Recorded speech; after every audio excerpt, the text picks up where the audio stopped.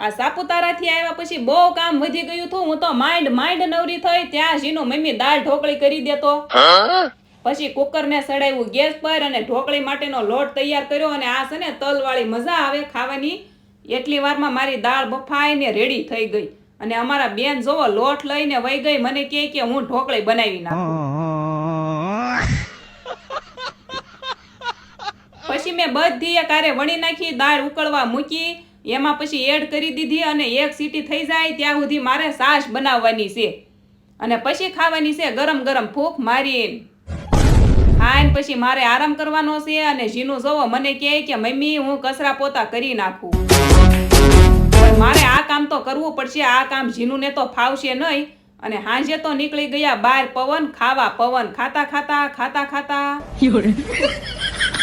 ગોળો ખાવાનો હતો. અમે બે અને કપૂર ને ઈ બે સુરતમાં હાંજે બરફ ખાવાનું બહુ. એ બધું તો ઠીક, પણ ગોળો 200 વાળો. અરે પણ મજા આવે હો, કાજુ બદામ વાળો. કપૂર ને તો આવું બહુ ભાવે. પૂરો ન થાય ને ત્યાં સુધી ઊભો ન થાય. શાબાશ! ગોળો ખાવાની મજા આવી ગઈ. આજ કમેન્ટમાં કહેજો તમને કેટલા વાળો ગોળો હજમ થાય. મને તો બધાય ભાવે. તો મળીએ નેક્સ્ટ વિડીયોમાં. જય દ્વારકાધીશ. Like share subscribe.